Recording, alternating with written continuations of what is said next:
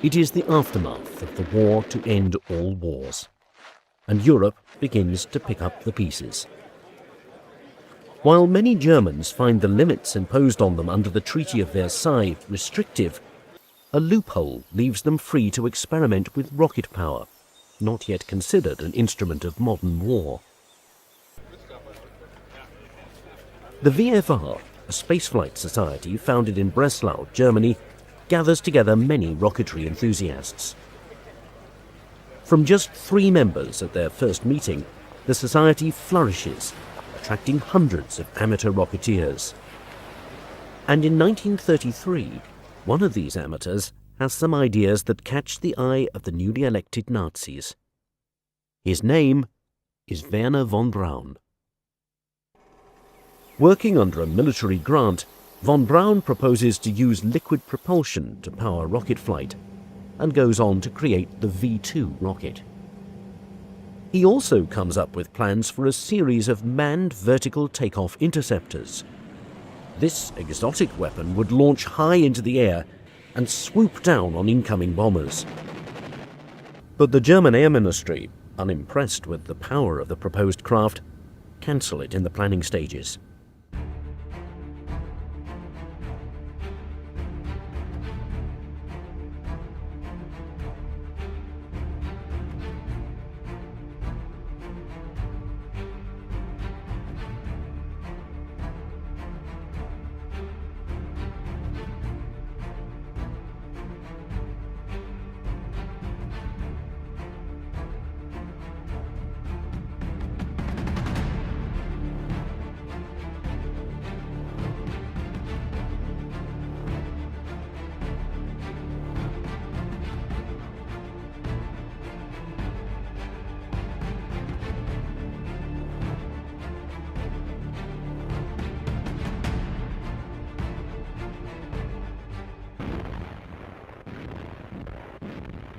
In 1941, Hitler's plan for an 11-month war has stretched into 2 years.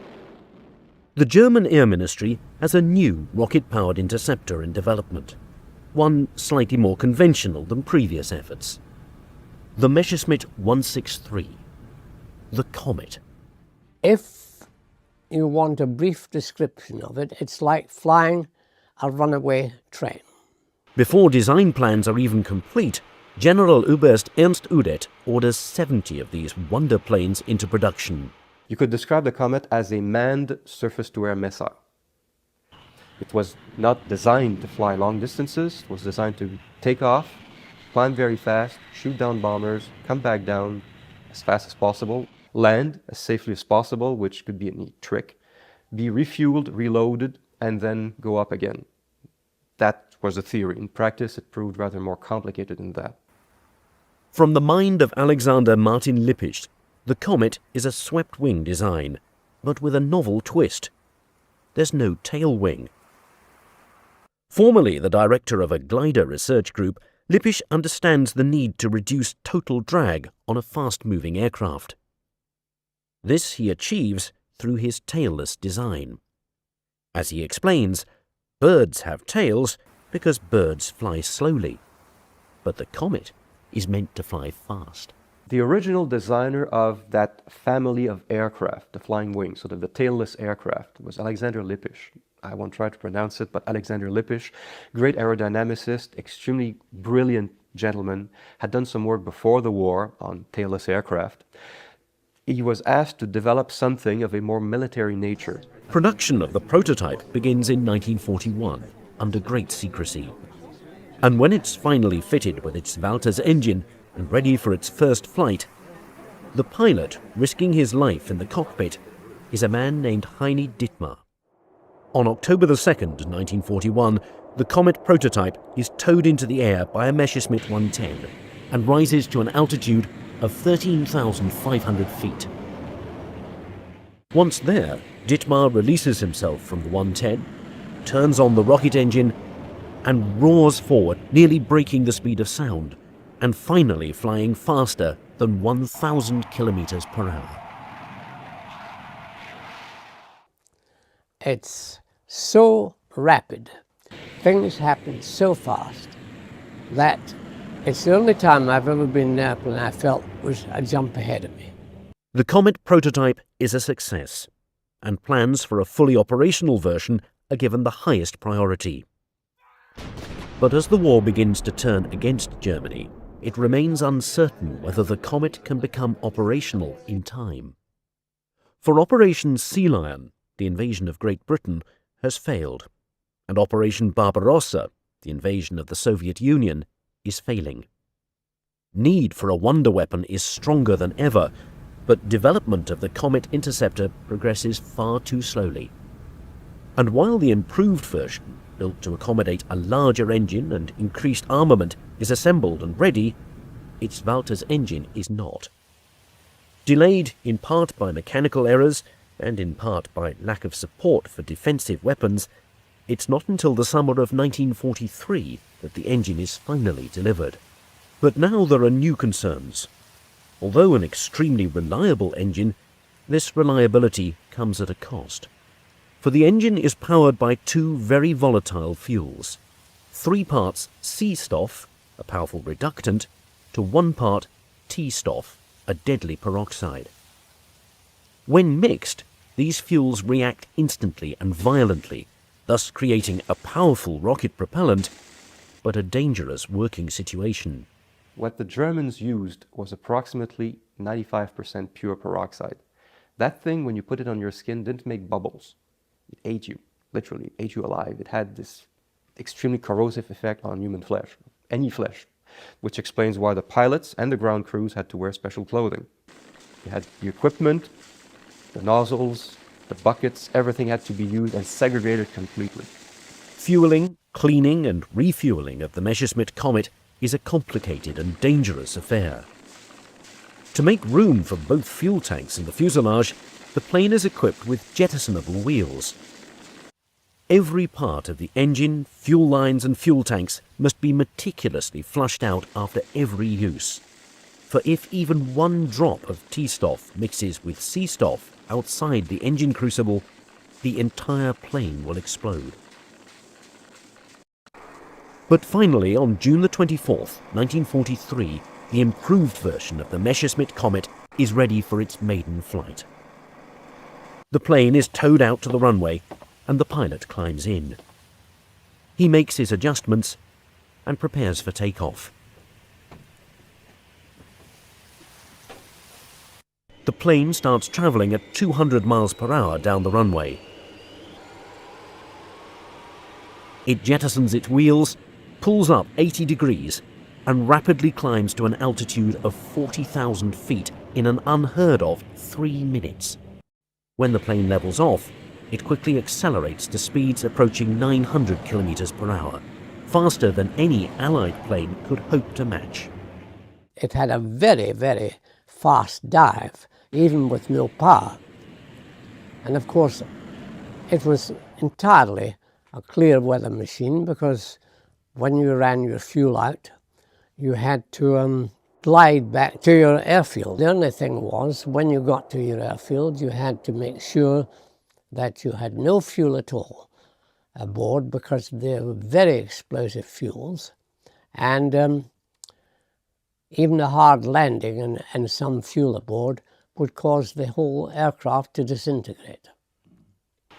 It is more maneuverable around all 3 axes than any known airplane, and nearly 200 are produced for active service. Combat operations begin in 1944, and as expected, Allied fighters are at a complete loss as to how to react. A red version of the plane is produced, recalling aviation legend Manfred von Richthofen, the Red Baron, although not all pilots are happy with this ominous reminder. But still, there are more problems. Because the cockpit is not pressurized, pilots suffer gastrointestinal problems and must be fed special low-fiber diets. Also, the Walter's engine is prone to cutting out during flight, and while the Comet is a highly efficient glider by necessity, it can become difficult to control at top speeds. As such, only very experienced combat pilots are capable of making any enemy kills. And once Allied fighters take note of the Comet's short, powered flight, They wait the plane out, pouncing on it after its engine shuts off. Finally, the superior gliding capability of the swept-wing design proves detrimental to safe landing, causing the aircraft to suddenly rise back into the air with even the slightest updraft.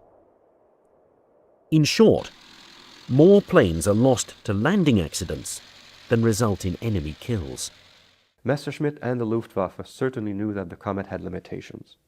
An improved version with a pressurized cockpit was developed, for example, the 263, which was, I believe, turned over to Junkers. So it became the Junkers 263. Had a very sort of egg-like appearance, landing gear could retract but very narrow track, different engine. In this design, the fuselage is stretched to accommodate larger fuel tanks for longer range. The new engine is to be equipped with 2 chambers, one to provide power for takeoff and climbing, and the second to provide adjustable cruising power. The aircraft is designed to reach an altitude of 40,000 feet and to still have 100 minutes of fuel left for combat. And it's hoped the new retractable landing gear will prevent any further costly landing accidents. Also, the pressurized cockpit, intended to eliminate pilot health concerns, is to be fitted with a bubble canopy to improve the pilot's rear view. Had this plane become operational, it would certainly have been capable of far more combat kills than its predecessor. But by 1945, progress on the project is so slow that it's only reached the prototype stage. And when the Junkers factory is later overrun by Soviet troops, the one and only completed aircraft is taken back to the Soviet Union. As a viable combat aircraft, its success was mixed. Given the resources that were poured into it, keeping in mind that Germany, 1943-44 resources were at a premium, you didn't have like money and stuff to throw away, one could argue they might have been better off using something else, like manufacturing other types of aircraft, piston-powered aircraft, fighters, for example. The Komet was pretty much a one-off issue. As an idea, yes, it's a gadget. And at this point in the war, more fighter aircraft might have indeed made a difference. Now Germany is under direct attack. Air raids by the British Royal Air Force are the heaviest assault to date in the history of aviation warfare. The result of this persistent and merciless bombing is devastating. Huge firestorms are created, killing thousands. Those who don't burn to death in the streets suffocate in their shelters and basements. Germany needs a wonder weapon. But despite its innovation and high speeds, the Komet 163 is not the weapon to turn the tide of war. Since the Komet has not lived up to expectations, Germany looks for new avenues to ward off bomber attacks. On June 6, 1944, the Allies land at Normandy, and step by step, the German defensive lines are pushed back. Soon the British cross the Seine and finally break through the German front, taking Brussels and then Aachen by September of that year. Meanwhile, in the skies, American B-17s wreak havoc on the German mainland. After Hamburg, there's Berlin, and then there's Dresden. Germany is being brought to its knees. Well, the Germans had this problem. They were attacked on the ground by huge forces of tanks, especially on the Eastern Front. You need powerful weapons. They were also attacked by bombers, daytime, nighttime. So they had to develop very powerful weapons for all these enemies. And in the southwest of Germany, near the small town of Waldsee, Erich Bachem believes he is designing just such a weapon. The Bachem BA-349 Natter. The Natter for me is utterly fascinating. It was, for not many people really appreciate it, was the very first vertical takeoff aircraft designed for its role. Co-founding Bachem Werks in 1941, in 1944, Erich Bachem bases much of the Natter design on Wernher von Braun's rejected 1939 proposal, a proposal Bachem discovered while working at the Fiesler Aircraft Company. Here, a series of Jordanov cutaway diagrams show the simple design of the Natter, beginning with the fuselage and subsequently showing the control column, the Walter's engine, the fuel tank cradle, the fuel tank, and finally the pilot's seat and cockpit. But in spite of its simplicity, it's an uphill battle for Bachem to obtain the support necessary to complete this project. Initially, he took the idea to the German air ace Adolf Galland. Galland at the time was the general of the fighter air arm. Galland was watching his fighter force being decimated.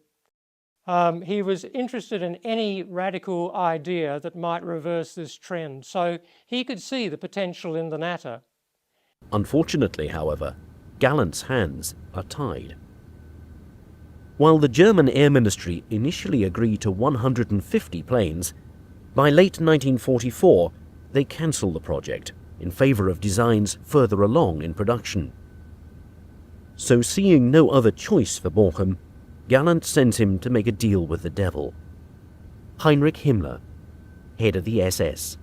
Bachem was granted an audience, and it was clear that Himmler wanted to take the Natter under his control. At this stage, Himmler's power was in the ascendancy. Himmler's power may be in the ascendancy, but it's not yet unchecked. Earlier that year, he had had Wernher von Braun arrested, only to have Hitler release him 1 month later. So now, Himmler operates with some caution. But ultimately, the SS agreed to take control of the Natter project, and immediately reorder the 150 planes the Air Ministry cancelled. In response, the Air Ministry reversed their earlier decision and order 50 more for themselves. So finally, construction begins on what is quite possibly the most radical design of World War II. The fuselage is mostly a series of wooden frames covered with plywood sheeting and held together by screws and glue. Only the cockpit, itself contained within a wooden frame, is made of armour for the pilot's protection. The wings are rectangular wooden slabs without flaps or control devices, and the cruciform tail consists of 4 fins and 4 control surfaces. Interestingly enough, the Walter's engine used to power it is the same liquid propellant engine used in the Messerschmitt Komet, requiring both C-Stoff and T-Stoff for fuel. However, as additional takeoff thrust is needed, a much older technology is also used. 4 solid fuel rockets, using the same black powder that had been experimented with decades earlier by enthusiastic German rocketeers, are bolted to the aft fuselage. It truly is a radical design. The Natter was something completely different. You fired it off like a missile, vertically from a ramp. So it was even closer to the idea of the manned missile than the Komet was. Because the Natter requires no runway, it can be built and launched from almost anywhere. And as both the plane and the pilot are meant to parachute to the ground, not land after flight, there are written instructions on the fuselage on who to call for retrieval. Also, as the Natter's accelerated rate of climb will cause the pilot to temporarily black out on liftoff, it's initially guided by ground radio control. Radically brilliant in its combination of old and new technology, the Natter nevertheless remains a dangerous experiment. And now it's time for a manned test. But who would agree to such a potentially suicidal mission? It's January 1945. The war is going very badly, and the SS, now in complete control of the Natter project, are demanding a manned launch. They begin the search for a qualified pilot, but a pilot of a very particular kind. The kind who might be convinced to accept a mission that could go disastrously wrong. The answer to their prayers is 22-year-old Lothar Sieber. A remarkably experienced pilot, he had worked for the secret KB-200 unit, flying captured Allied bombers, including American B-17s. But 2 years earlier, Sieber had lost his rank of Oberleutnant after being court-martialed on an alcohol-related charge. Demoted to a mere Gefreiter, or private first class, now his only hope of regaining his former rank is the Natter. But there is one snag: Gertrud Nardit, his fiancée. The two are engaged to be married, and the question remains, will Sieber risk his life and the future happiness of the woman he loves just for the rank of Oberleutnant? They must have been quite deeply in love, because when, prior to Sieber taking off in the Natter, he wrote a will the day before, and it's a very touching document in which he says that he leaves all his worldly goods to his fiancée, and as well as that, he said that he would be happy if she would take his name, even though they weren't married, if he should pass on.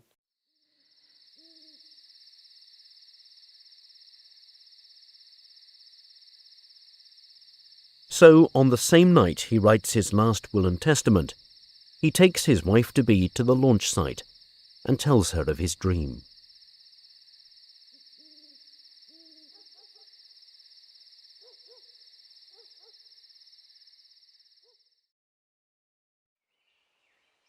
On March the 1st, 1945, Lothar Sieber is the first pilot of the Luftwaffe, the first of the world, to man a vertical takeoff interceptor. The flight lasts 55 seconds and reaches 1,600 feet. But when the canopy is released, Sieber fails to eject himself, and he goes down with the crashing plane. The Bachem Natter's first pilot is dead. The test, a calamity. Nevertheless, in the month that follows, 3 more unmanned test launches are conducted.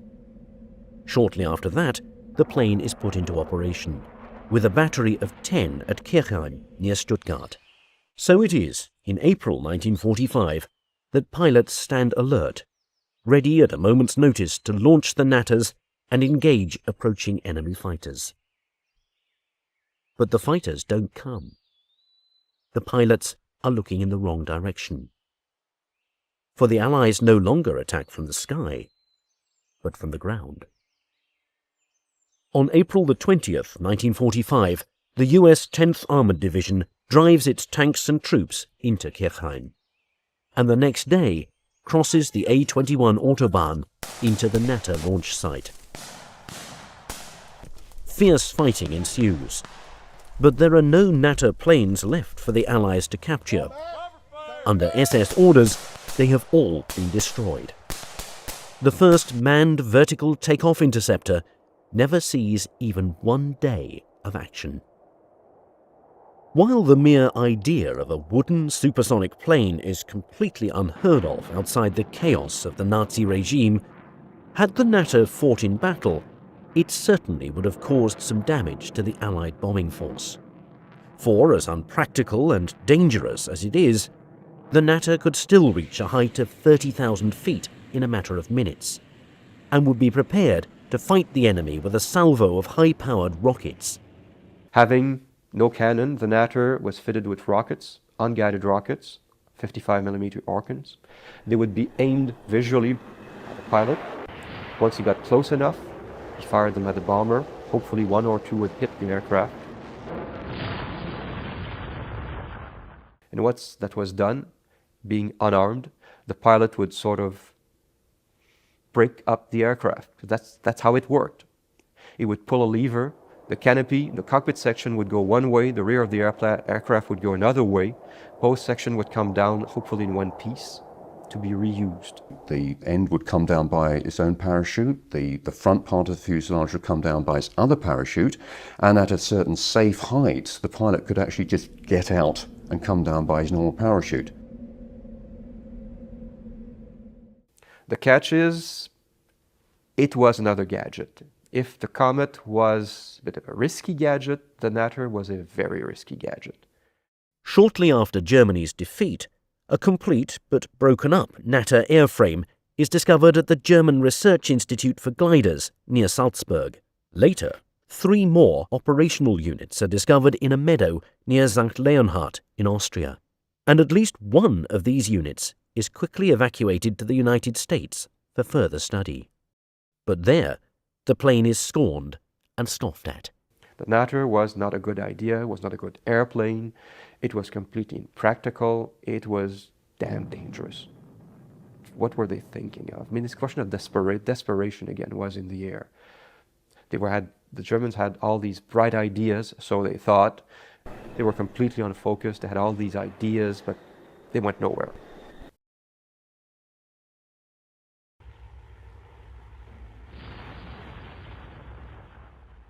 The last few months of the war, the Allies had such overwhelming firepower, control of the air. Whatever the Germans would have had, other than the atom bomb, wouldn't have had any effect at all. But is it really so easy to dismiss German ingenuity? While in practice these wonder weapons certainly did not work as planned, ultimately they do lead to some very important later developments. The Natter for me is really the precursor in concept terms to the space shuttle. You can send something up, you can get it to do its job, and then it all comes down again and you can reuse it. For all their differences, both the Bachem Natter and the space shuttle have similarities. Both are monoplanes. Both take off vertically, use liquid propulsion and solid booster rockets, and both are initially guided by autopilot. But then these similarities shouldn't really be all that surprising. For who is the man considered the father of the United States space program but Wernher von Braun?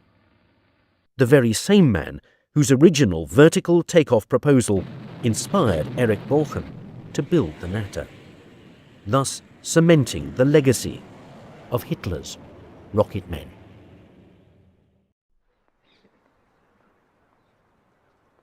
It is a historical discovery worth its weight in gold. A truly important document of German aviation history is uncovered. It is not found in the archives or by any secret military personnel after the war. It happens instead by accident. On an ordinary day for this factory worker, he discovers a sealed canister containing a drawing. It appears to be a blueprint for the design of an aircraft. On closer inspection, the document dates back to the mid-1920s. What it turns out to be are the workings of a deadly state-of-the-art bomber, illegal in Germany at that time. Its origins are inspired by this strangely designed plane. It may look backwards, but the logic behind the design is truly forward in thinking. It is one of the original tail-first, canard-designed planes, and the concept behind it demonstrates Germany's desire to be at aviation's vanguard. In the Ente, again the duck, late 20s, they had this design. Tail first, not really an airliner, but a few seats. The tail first design would allow you to triumph against the stall. The stall was very much a feared thing. You lose control, you crash. A canard, a tail first design, can say that if forward tail stalls, nose goes down, pick up speed, airplane stays in the air, all is well. The prototype flew around 1927-28, worked quite well. It is an unconventional design by an unconventional designer. Heinrich Focke is hoping to remove one of the pilot's biggest concerns since the birth of aviation, the dreaded stall factor. Thus, the design is catching the attention of aviation enthusiasts from around the world. Innovative as the F-19 may be, it is not without its flaws. Eventually, it crashed. If you lose control of it at low level, it's deadly. And Mr. Wulf, the Wulf of the Focke-Wulf, he's the one who died in the crash. With the death of their founder, and with military aircraft strictly forbidden in Germany, those at Focke-Wulf are now at a fork in the road. Do they keep on developing canard technology for peaceful and, most importantly, legal purposes? or do they risk both the company's future and their freedom by turning it into a deadly weapon of force? In an extremely risky decision in the history of the company, the plan for the F-19 dramatically changes. Instead of being the originally planned sports plane, it is now going to be a deadly bomber, capable of causing tremendous havoc over Europe's skies. The man behind this madness is one of Germany's true engineering geniuses, Kurt Tank, who joins Focke-Wulf as a result of a company takeover. Being there every step of the way, he harnesses and perfects this technology into what becomes known as the Model 42. The source of funding for this ambitious project in an economically starved country is still unknown. However, there is one thing for certain. Germany's quest to rule the skies is something neither military defeat nor monetary limitation can stop. Tail-first design was developed for a number of reasons. If you have a canard configuration, you have a very thin nose because your engine is behind the pilot. You can technically, at least in theory, increase speed with the same amount of power, which is good for combat aircraft. Also, because you have a fairly thin nose, you can improve, to a certain extent, pilot visibility. When completed, this aircraft, powered by BMW's V12 engines and possessing a maximum speed of 200 miles an hour, is for Germany both her sword and shield. Any potential enemy will think twice about pushing around a Germany possessing an arsenal of aircraft carrying 20 200-pound bombs on board. More importantly, if Germany desires to reclaim her lost territories following the Treaty of Versailles, the Model 42 can put immense fear into both Europe's citizens and industries with its capability of causing enormous destruction. As testing rapidly advances, ironically, the rug is pulled from underneath them by neither pacifists nor neighboring European powers, but by the most militaristic regime in history. As Hitler's Nazi Party comes to power in 1933, the newly installed Chancellor's main interests are in maintaining and consolidating his power. An illegal aircraft project, if discovered, could be the end to his fragile rule. As a result, the project dies alongside German democracy. Although the Model 42's future is ended with the single stroke of a pen, the concept of canard technology lives on. Focke-Wulf obeys the government's decision, but at the same time rapidly develops what is known as short takeoff and landing technology. One of its crown jewels is the FW-61, the world's first fully controllable helicopter. Its creator, Professor Heinrich Fokkers, much like his German predecessors, symbolizes that an idea can never be defeated, no matter what obstacles it may face. Had this bomber plane been approved for production on a massive scale, one can only imagine what impact it would have had on the Second World War. It is one of the conflict's greatest what-ifs. In fighting both Britain and the Soviet Union, it might well have tipped the scale in favor of Germany. The Model 42 thus may have resulted in a soaring victory and changed dramatically the outcome of the war in Europe.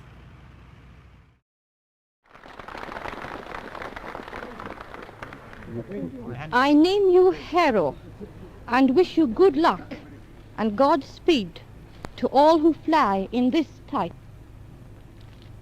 Yeah?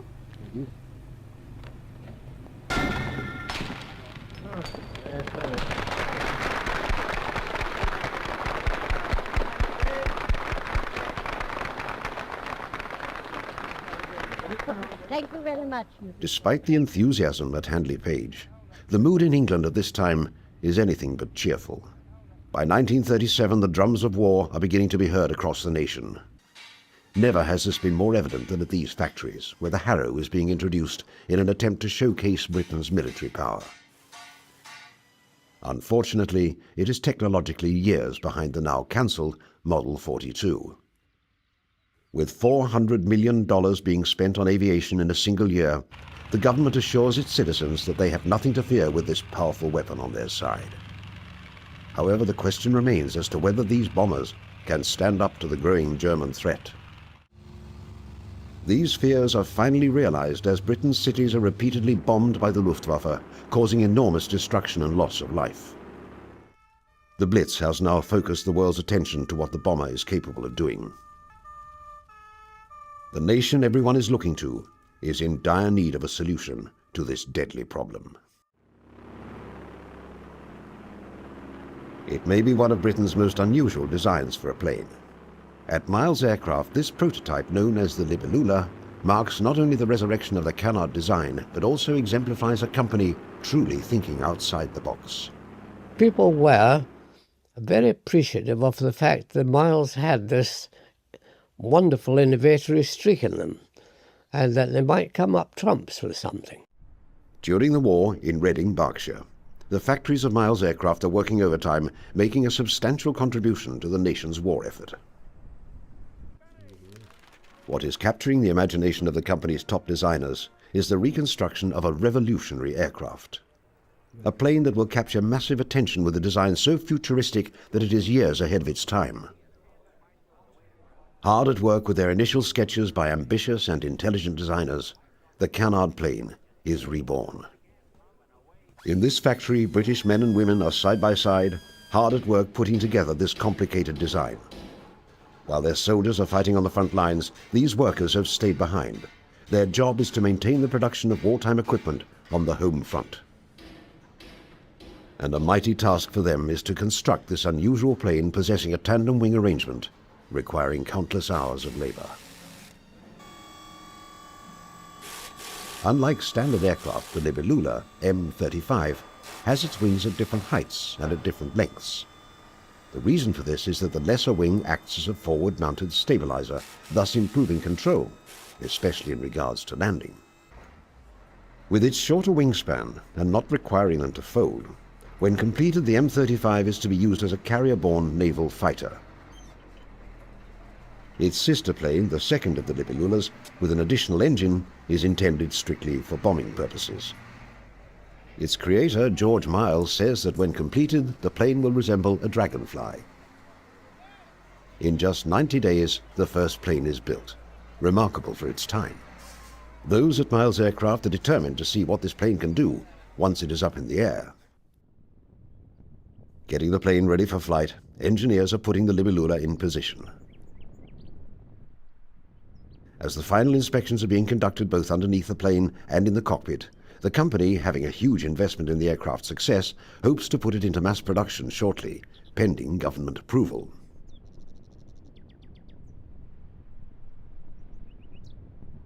Possessing a tricycle landing gear, the intent is to achieve complete stability when landing. At the rear of the wings are the corresponding vertical and horizontal stabilizers and rudders. Once in the air, the plane is able to fly at 160 miles an hour and climb at a rate of 1,100 feet a minute. Its canard features lend the aircraft well to both high and low-speed flight.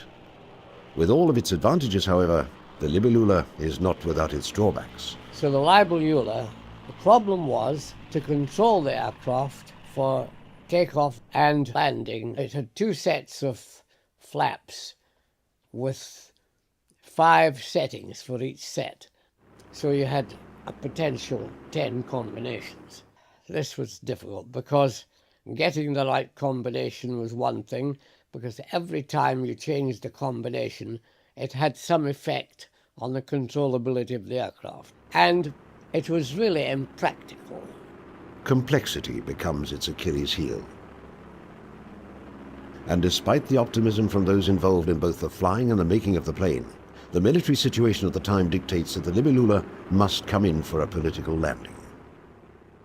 In many ways, it is surprising that both versions of the design never go into mass production. However, its fate, similar to that of the Model 42, rests not on the aspiration of its designers, but on external circumstances. Britain, now with the United States and the Soviet Union as allies, is turning the tide against the German war machine. As a result, the demand for the Libellula evaporates.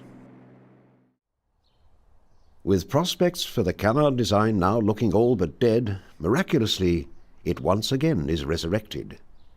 This time, however, it is not done by any European power.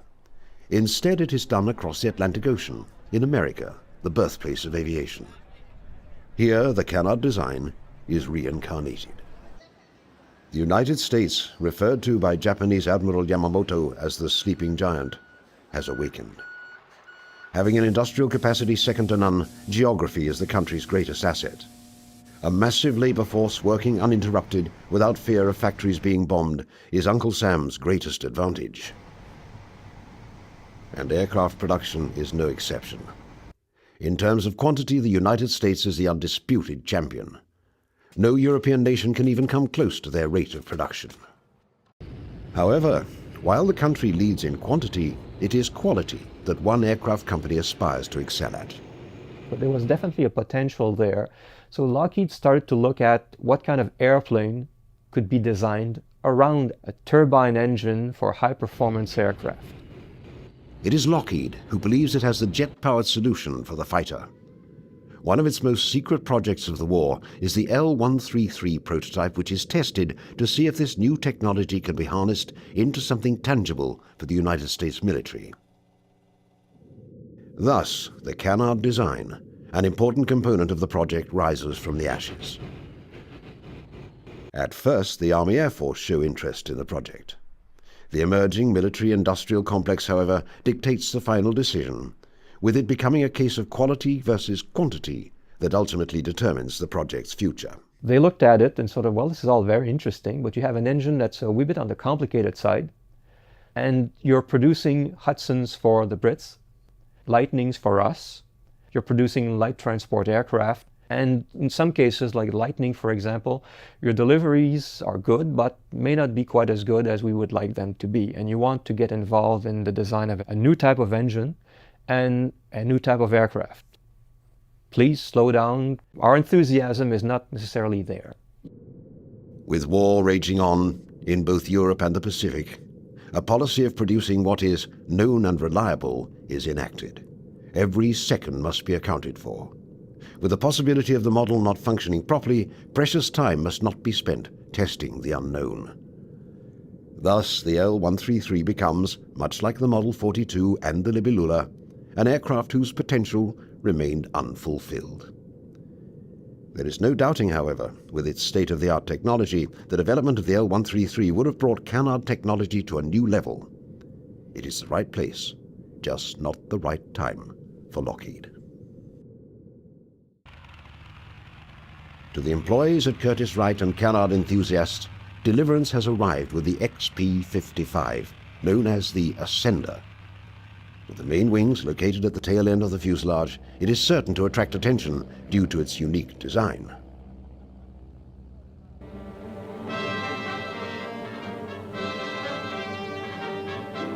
Presenting the Army's new Ascender plane. With its elevator controls in the nose and its motor and propeller in the rear, this push-propelled fighter reverses conventional airplane design. Developed experimentally as the XP-55, the new plane gives forward vision for the pilot and a clear path for his gunfire. In action, the darting tail-first Ascender seems to fly backwards.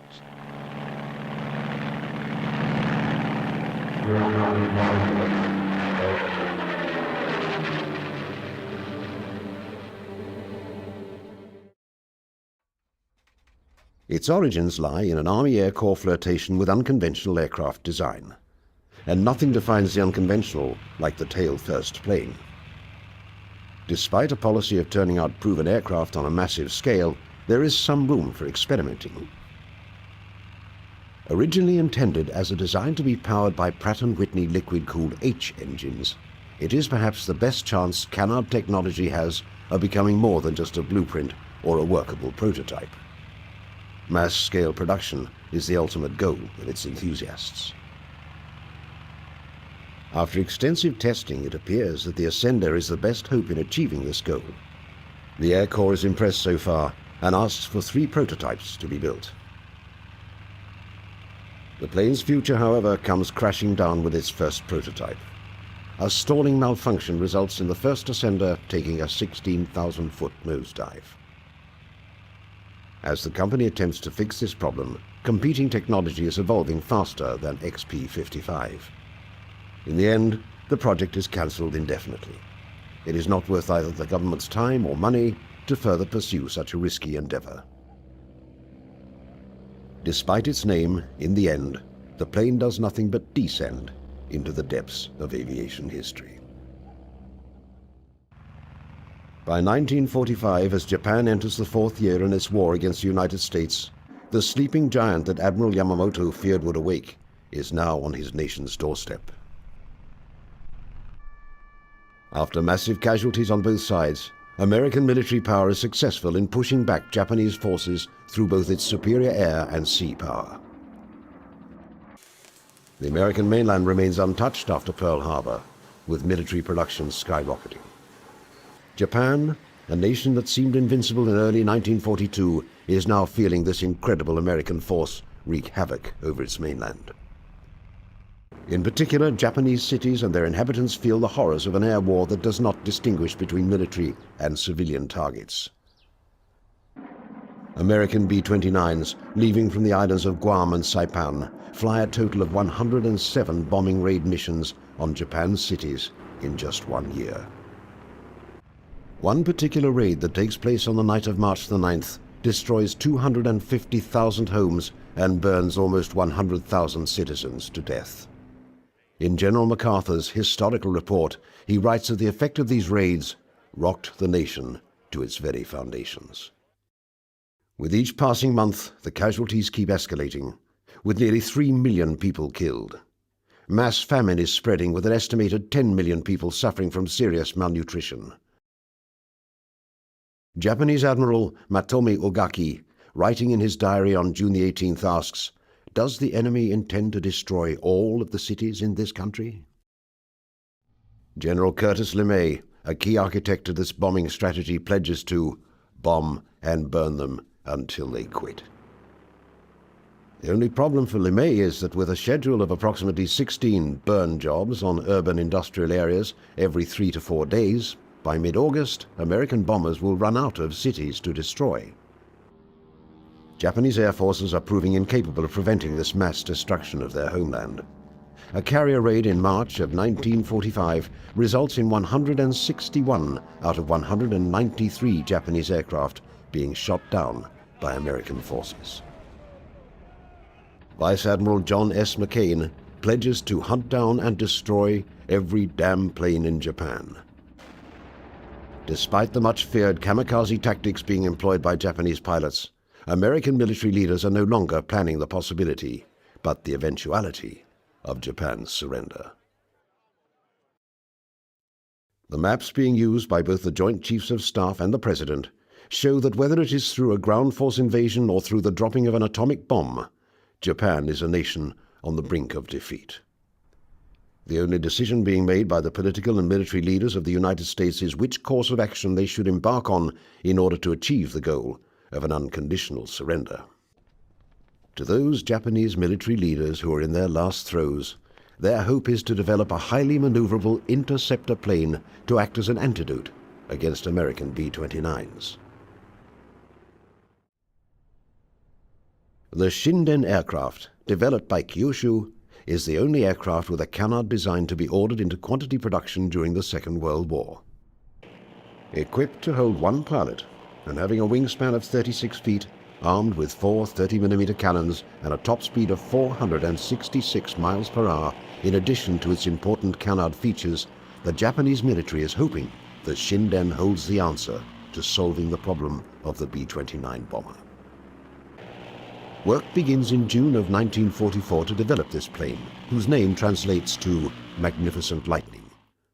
By now, however, time is not something Japan has on its side.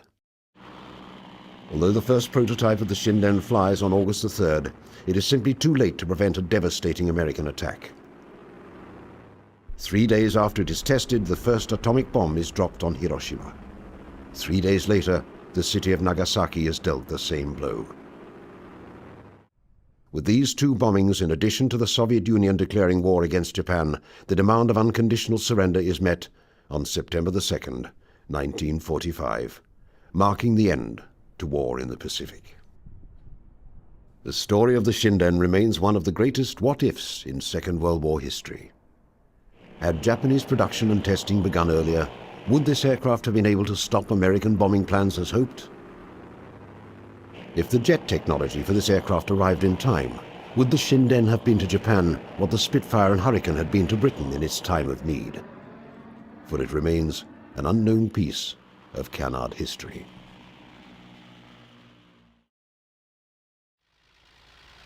The canard design, with its origins dating back to the Wright brothers and their first flight of 1903, is a story of aviation constantly having to overcome the barriers and obstacles put in its way.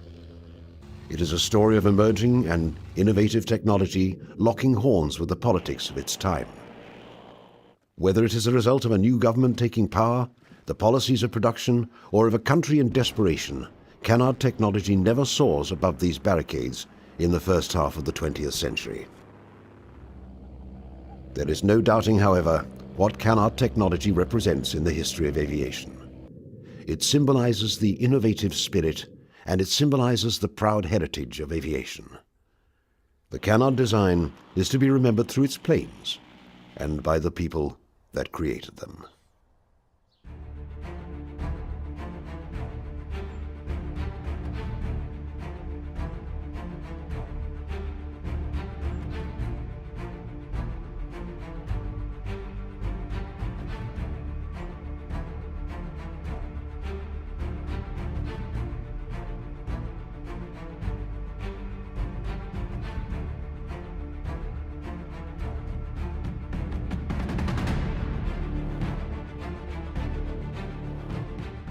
During the early stages of the Cold War, and before the advent of guided missiles, the West had to rely heavily upon jet-powered fighters to ward off Soviet bombers.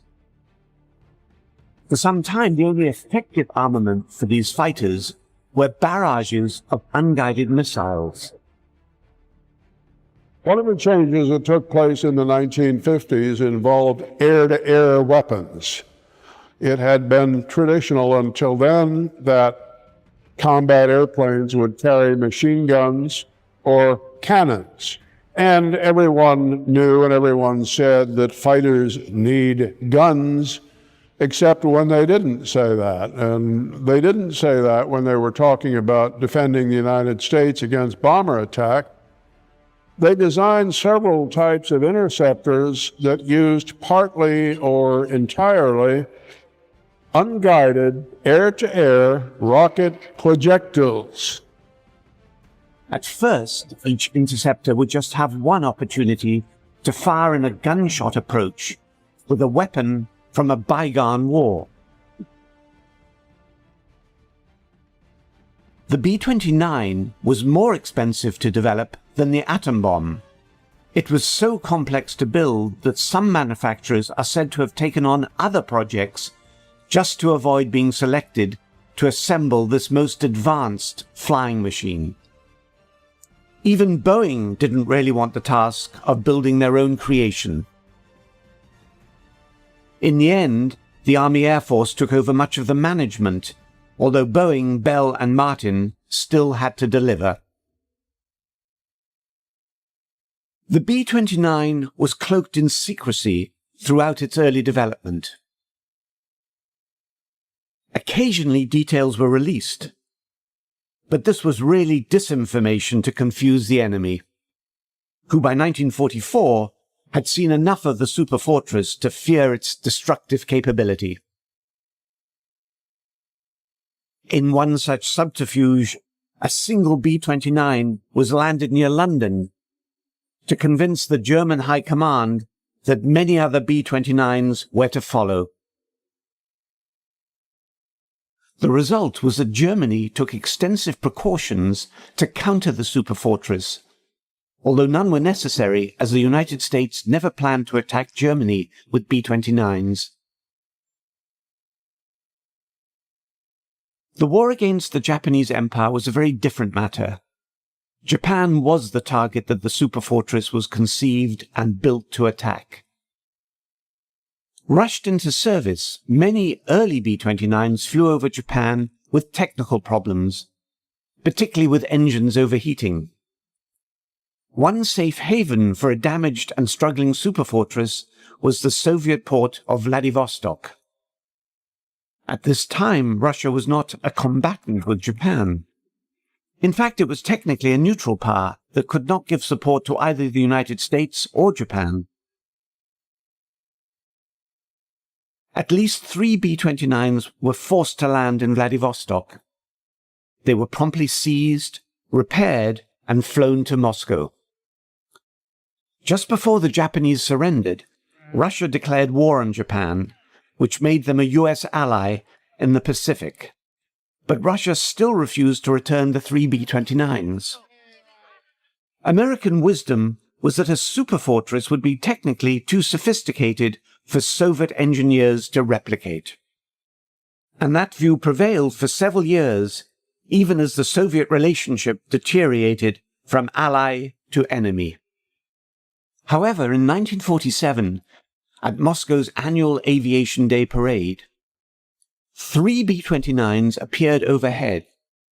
At first, Western observers assumed they were American, but opinion quickly changed when a fourth identical aircraft appeared. Soviet engineers had obviously developed a clone.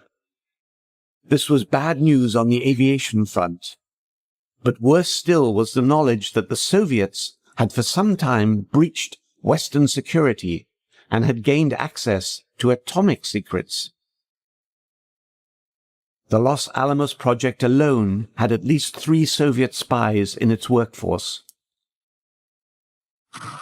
In August 1949, the Soviets, in an exercise known as First Lightning, detonated their first atomic bomb. The news shocked the West. Soviet possession of the atom bomb and the means to deliver it demanded an effective response. However, most Western air forces at the time were still flying fighters from World War II. Anticipating the nuclear threat, in 1946 a new air defense command had been formed for the aerial protection of the continental United States. At first, the ADC had to rely upon a stalwart Second World War night fighter, the Northrop P-61 Black Widow. The aircraft offered some radar capability, long-range and all-weather endurance, but most important of all, it was available. Later, an unusual derivative of the successful P-51 Mustang, the P-82 Twin Mustang, was pressed into service. The original P-82 was envisioned as an escort fighter. It was fitted with radar and served as an ADC interceptor. However, neither of these aircraft had the speed of a jet, and they relied upon machine guns or cannons, neither of which were likely to be very effective against a B-29, wherever it was built. Having designed the superfortress in the first place, the US knew only too well its defensive capability. The task of successfully downing a B-29 had been given to German engineers some years earlier, when the Nazi hierarchy were tricked into believing that superfortresses would be used over Germany. The Wehrmacht's answer came in the form of the A-4M rocket. The rocket had been developed from an artillery missile of slightly less than 3 inches diameter and had 8 folding fins. These would be fired in a salvo at an oncoming American bomber. The salvo approach was necessary because the rockets lacked accuracy.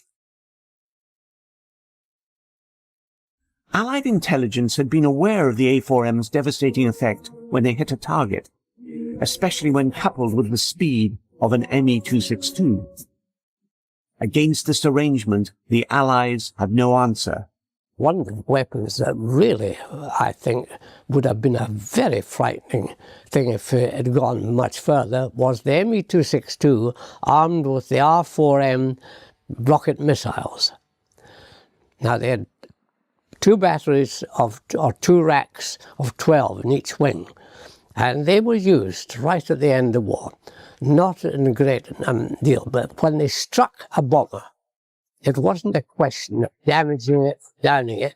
It was a question of disintegrating the entire thing.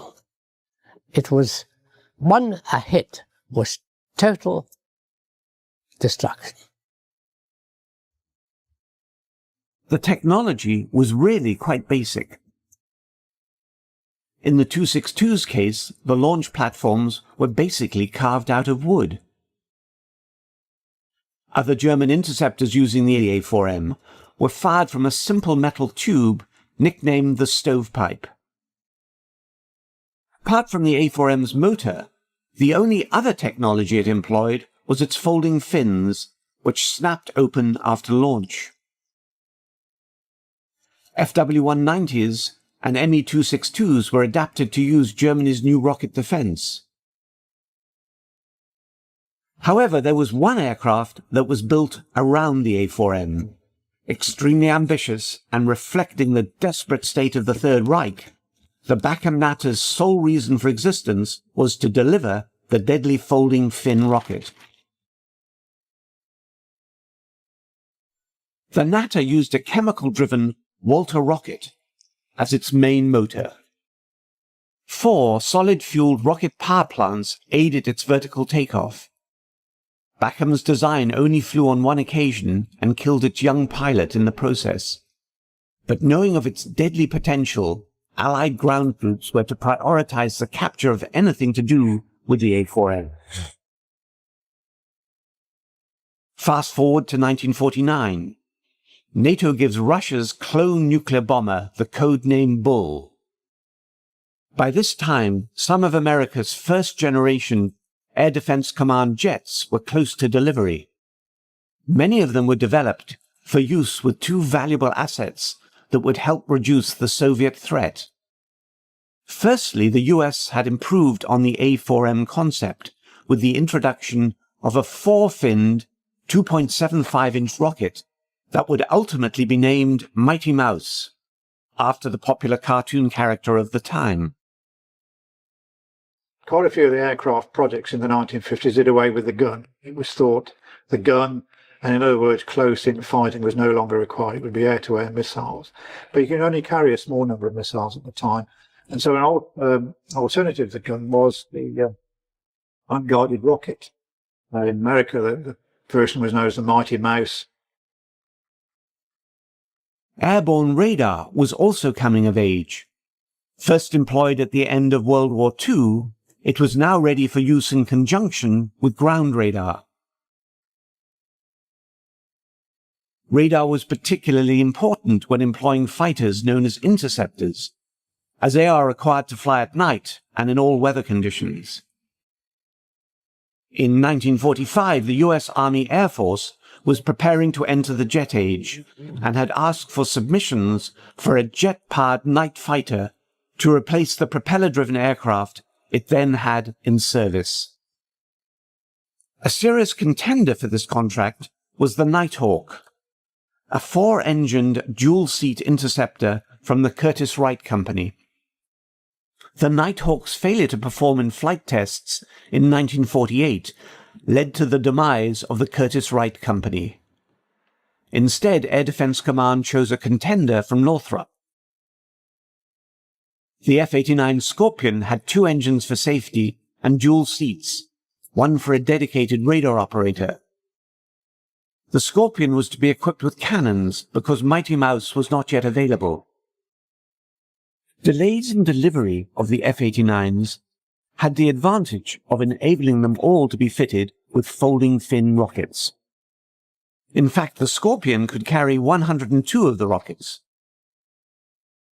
The F-89, which was quite an interesting aircraft with big rocket pods out on the end of the wing, and pretty heavy aircraft, but the usual case that we've done in so many of our aircraft, by the time we get through hanging things on them, they're all underpowered.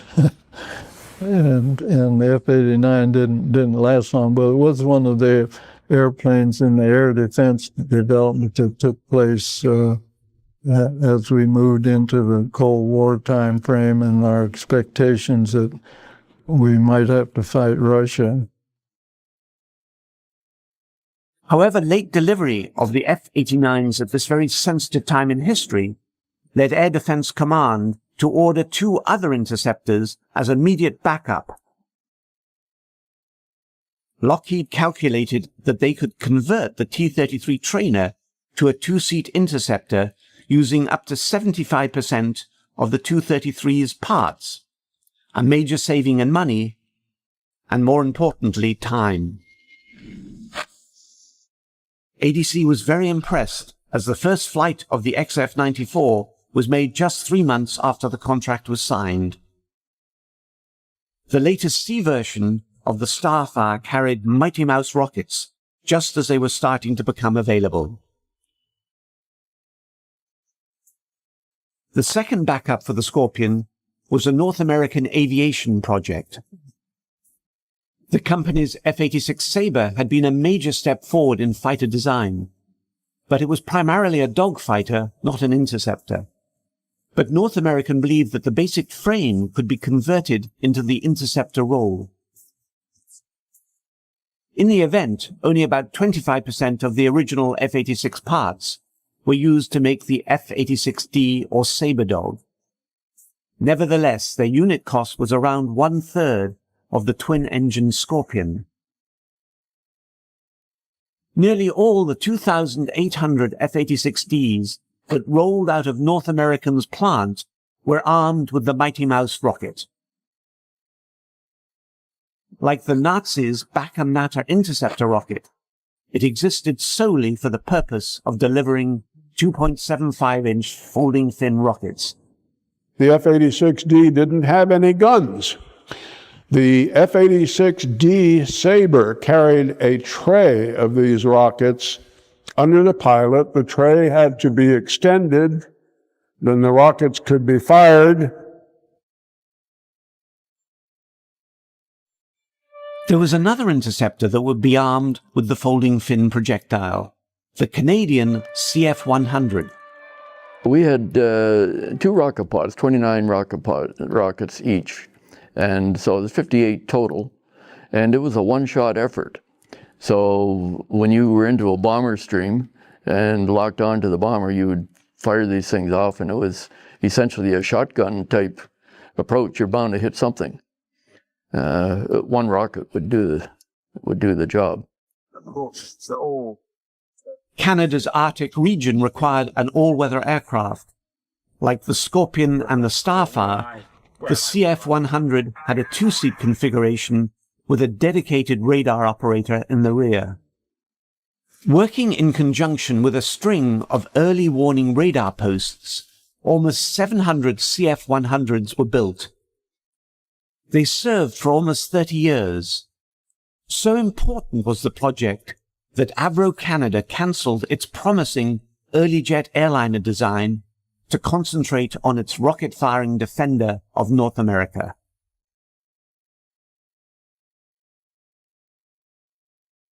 Eventually, Mighty Mouse rockets were superseded by supersonic surface-to-air missiles like the Boeing Bomark. Army Nike shorter-range anti-aircraft missiles took over much of the air defense role in the mid to late 50s. Air Defense Command did retain the use of some Mighty Mouse rockets on its new generation interceptor, the F-102 Dagger, but only as support for the Falcon-guided missile, which was the Dagger's primary weapon.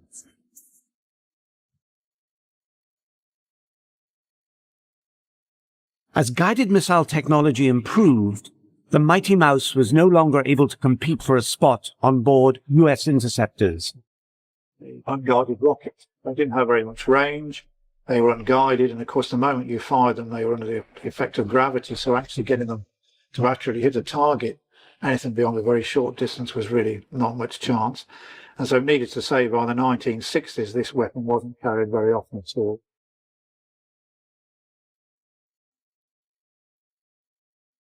During the Vietnam War, the 2.75-inch rocket was paired with armed helicopters, and it was reborn as a ground attack weapon. Literally millions of Mighty Mouse rockets were launched against North Vietnamese targets from a wide range of U.S. rotary and fixed-wing aircraft.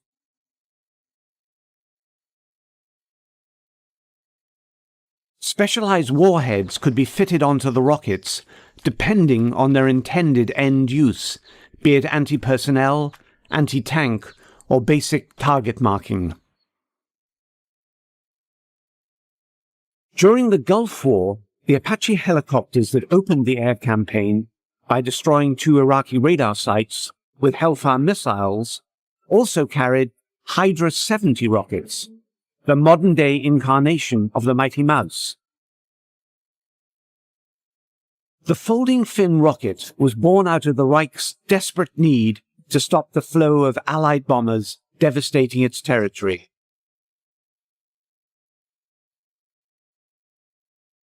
When faced with the possibility of nuclear annihilation by Soviet bombers, the US grabbed onto this German weapon and adapted it into their own Mighty Mouse.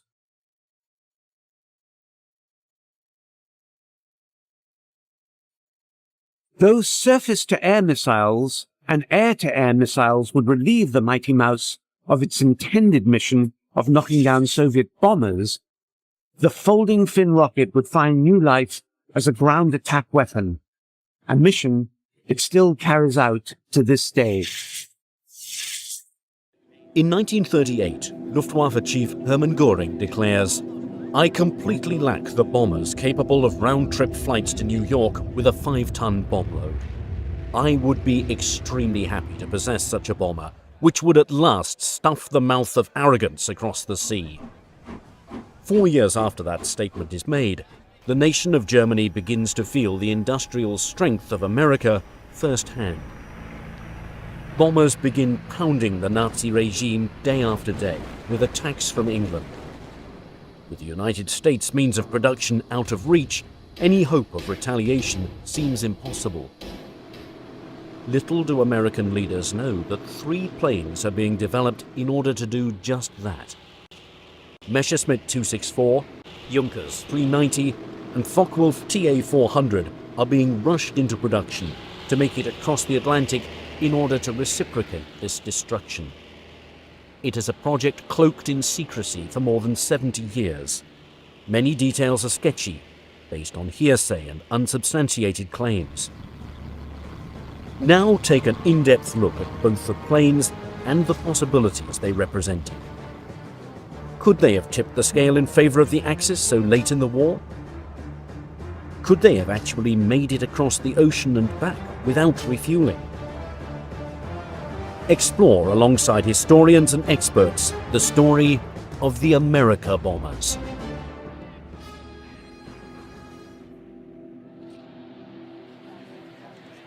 On December the 11th, 1941, Hitler declares war against the United States of America. Ever since the Second World War has begun, the 2 nations have been battling it out unofficially in the Atlantic Ocean. Hitler probably declares war on the United States because there's already an undeclared war going on against the United States of America. In the North Atlantic, with U.S. destroyers, U-boats. So he may think it's simply inevitable. But whether he thinks it's inevitable or not, it probably wasn't. And it's a terrible mistake on his part. We came in the war because of the Japanese, because of Hitler's stupid agreement with the Japanese. And he lived up to his agreement, but it really did cost him the war. You know, if he'd never made the alliance with Japan, you know, we might be doing this interview in German. Before Pearl Harbor, America supplies the Allies with war materials, causing its ships and German U-boats to clash as a result. It is quite clear that the United States had broken their neutrality at least 6 months before Pearl Harbor by assisting the British in getting the convoys from the United States to Britain safely and without being attacked by German submarines. So there was actually this warlike activity already in existence between American destroyers and German submarines without there being a public state of war. Just prior to Pearl Harbor, there are a series of incidents in the North Atlantic. 3 destroyers are involved in altercations with German U-boats. The Greer, the Kearney, and the Reuben James. And there's an escalation with each one. And with the Carney, it's merely an exchange of fire. There's a torpedo fired at the rear after a U.S. plane takes a shot at the submarine. With the Carney, the ship is actually hit with a loss of U.S. life. And with the Reuben James, that is sunk. And Roosevelt points to this as a reason for increased vigilance and activity against the Nazis. And it's a question of who fires first and all that. For Hitler, the decision is an easy one. The United States will no longer be considered neutral. The gloves can finally come off.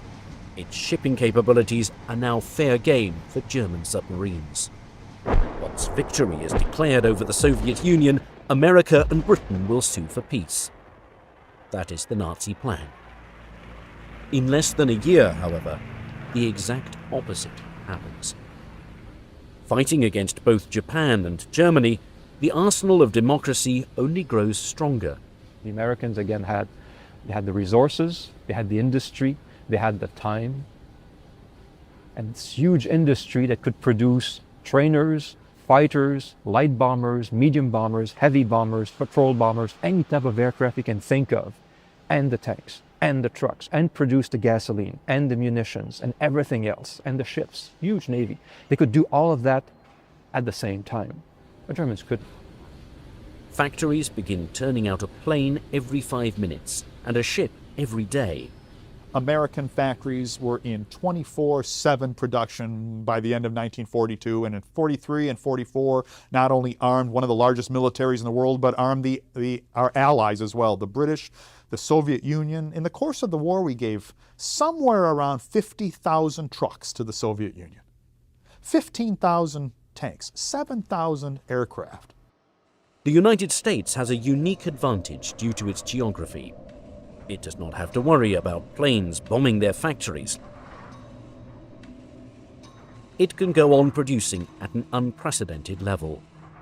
America never really gets out of the Great Depression until World War II comes along.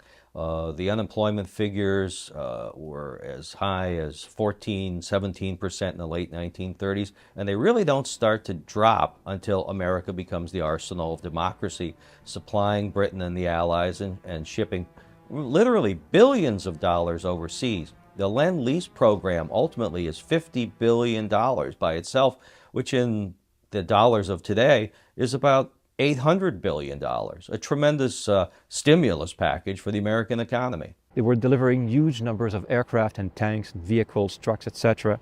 to the British and the Canadians and the Australians, etc. So they were a major producer of weapons for the Allies. And having two oceans protecting its civilian population, the American people are confident that they're providing materials that will shift the balance of power away from the Axis. Economists say the natural resources of the United Nations are greater, but the capacity of the Axis to turn what resources they have into weapons of war is tremendous. They have the mighty Krupp munitions works. We have Birmingham. They have Skoda. We have Delaware. They have factories like this in occupied France. England has Vickers. They seized the steel mills of Luxembourg. We have Pittsburgh. They have great factories to turn out Heinkels, Messerschmitts, Dorniers. We turn out flying Fortresses, P-38s, P-40s, Aerocobras, Tomahawks, many others. Romanian oil drives their planes and tanks. Oil from the fields of Oklahoma, Texas, and California will drive our planes and tanks. For German leaders, the United States poses a serious dilemma. With more than 5,000 miles separating the two countries, no existing German aircraft can even come close to reaching America's east coast. In early 1942, the only strategy available to Nazi war planners is unrestricted submarine warfare. One of the most successful weapons that the Nazis had was the U-boat fleet, the U-boat service, the Kriegsmarine, which is essentially, by the end of the war, a U-boat navy. They were in 1942. They were wildly successful. It looked like they were going to just win the war just by sinking everything in the Atlantic. A plan known as Operation Drumbeat begins with U-boats torpedoing America's shores, sinking millions of tons of shipping. Well, the Americans, of course, were very much surprised by the immediate reaction of, or action, not action by German submarines after the war has been declared by Germany. Germany at that particular time sent a group of submarines over to the American coast, and America was totally unprepared for that kind of assault. And the German submarines over there found absolutely no opposition whatsoever, and it was partly a Turkish shoot for them. The ships were illuminated; they were not in convoys. The cities were not blacked out, so it was partly for them almost a peacetime-like exercise they did, and of course they were very, very successful in doing so, and put America into a state of shock from which it took them many, many months to recover. Operation Drumbeat, or Paukenschlag in the original German, was the first U-boat offensive against the east coast of the United States. And to say that it was a happy time for the U-boats and their crews is understating the case considerably. And in fact, many of them did look back on it as those who survived the war look back on 1942 as just kind of a happy hunting time. It takes all modern nations some time to gear up into a war posture, and it might take democracies longer than dictatorships, and it might take our fractious and argumentative democracy in America even longer than some. And certainly the Japanese bombed Pearl Harbor in December of 1941, and we were at war a couple of days later, but it's not to say we took it with the seriousness that it deserved. And something as simple as blacking out cities on the East Coast was policies and procedures would have to be drawn up. It's not simply a case of everyone in New York turning out their lights at the same time. Now, with illuminated cities along the East Coast, every single American transport which sailed from harbor was nicely silhouetted against a bright background of lights. And U-boat and submarine commanders just could not have had a juicier or more lucrative target. And these experienced crews took advantage of it, sinking somewhere around 2 million tons of shipping in 1942. Caught off guard, it takes time for American war planners to augment their strategy in dealing with this submarine menace. Through the use of a convoy system, as well as ordering mandatory blackouts, Operation Drumbeat fades away. The turning point can be placed at early 1943, in May, I think, when we lost about 40 boats in 1 month or something like that. By 1943, materials and supplies begin reaching Britain with little interruption. Once on English soil, their impact is felt immediately. B-17 flying fortresses and B-24 Liberators begin flying over the heart of Germany. Alongside British planes, the fatherland is bombed mercilessly.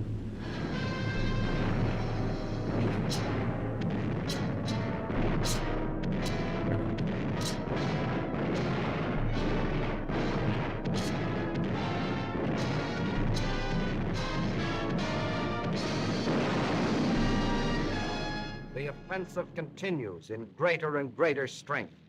Well, certainly German industries took a pounding. German civilians took a pounding. Winston Churchill probably put it best when he once said that the air effort was dehousing the German people, destroying their living quarters one building at a time. Cities are turned into rubble. And with Soviet victories on the Eastern Front, the Allied powers begin closing in on the Axis. Hitler, seeing the destruction firsthand, is outraged at these bombings. However, with his U-boats neutralized and the United States out of reach, there's little Nazi generals can do to fight back against the American war machine. What is needed is a wonder weapon to enact revenge. Beginning as early as the interwar period, German war planners study a hypothetical attack on the United States. Dornberger, assisted by Werner von Braun, had been thinking about some kind of a rocket-propelled weapon that could attack the United States as far back as 1937. There was a weapon that they were designing called variously either the New York bomb or the American rocket. It had an interesting intent. They would take a massive booster rocket, put a V2 at the top of it, fire it off, and the V2 would eventually attain speeds of 6,000 miles an hour, which meant that it could cross the Atlantic in something like 40 minutes. It could strike New York, it could strike Washington, it could strike Boston. Of course, you can never laugh these things off because the Germans were so innovative that sometimes they achieved things which to many minds were quite impossible. The Germans were never able to launch any sort of attack on the continental United States. That's not to say they didn't talk about it, they didn't plan on doing it, and they didn't drop various schemes for doing it, some relatively realistic and some much more fanciful. Many concepts are examined and many are rejected due to their technological limitations.